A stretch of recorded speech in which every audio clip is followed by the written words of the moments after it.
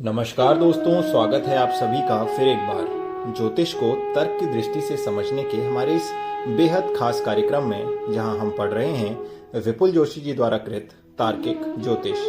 अब तक के जितने भी चैप्टर्स हमने पढ़े हैं उसमें गाहे बगाहे जिक्र आ ही जाता है देश काल परिस्थिति का। लेकिन देश काल परिस्थिति आखिर है क्या?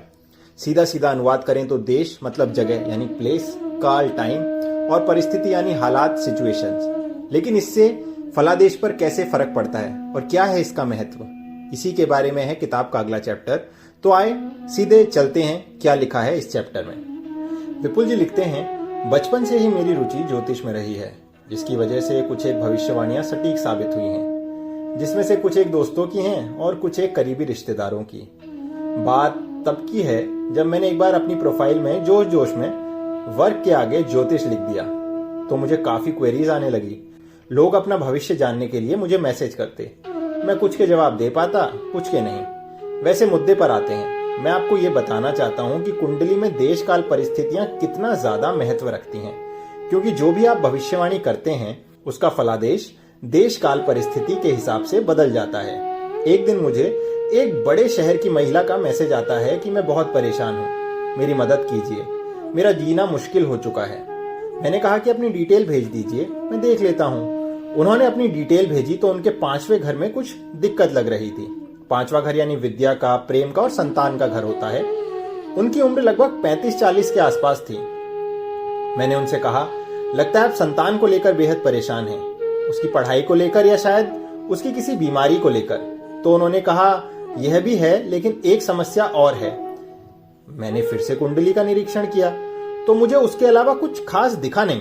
मैंने कहा, मुझे तो लगता है कि ये दिक्कत 5वें घर से संबंधित ही है। तो उन्होंने मुझसे कहा कि मेरा अपने पति के अलावा किसी और के साथ अफेयर चल रहा है, क्या संभावनाएं रहती हैं कि मैं उसके साथ शादी कर लूं।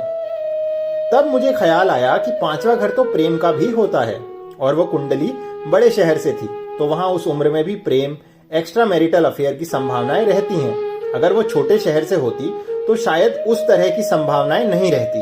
अगर होती भी तो शायद वो विवाह नहीं किया जाता। उस दिन के बाद मुझे लगा कि अपनी प्रोफाइल से ज्योतिष हटा लेना ही अच्छा है। एक वाकया और बड़ा रोचक है, जब भी याद करता हूँ चेहरे पर हंसी आ जाती है। ग्रेजुएशन के वक्त मेरे कुछ दोस्तों को पता था कि मैं हल्का फुल्का हाथ देख लेता हूँ, तो वह मुझसे पूछकर जानते कि कौन सी रेखा क्या होती है, और फिर अगले ही पल क्लास की सबसे खूबसूरत लड़की का हाथ पकड़कर उसका भविष्य बता रहे होते थे। तो ये तो अक्सर जो पढ़ने लिखने वाले लोग होते हैं उनसे चिट्ठियां लिखवाना और ऐसी बातें जो जानते हैं उनसे लेकर अपनी प्रेमिकाओं और प्रेमियों से बातें करना बड़ा ही अच्छा तरीका है। लेकिन विपुल जी इस चैप्टर में जो एक अहम बात लिख रहे हैं कि देश काल परिस्थिति से कैसे फलादेश पूरी तरीके से बदल जाता है, वो एक अहम बात है और वो थंब रूल है, जैसा कि मैं पिछले कई चैप्टर्स में बात करता आ रहा हूँ। आशा करता हूँ कि इस चैप्टर के साथ ये चीज़ और ज़्यादा क्लियर हुई होगी। बताइएगा ज़रूर आपको ये चैप्टर कैसा लगा। फिर मुलाकात होगी अगले चैप्टर के साथ। तब तक के लिए मेरा यानी दीपक पांडे का प्यार भरा नमस्कार। धन्यवाद।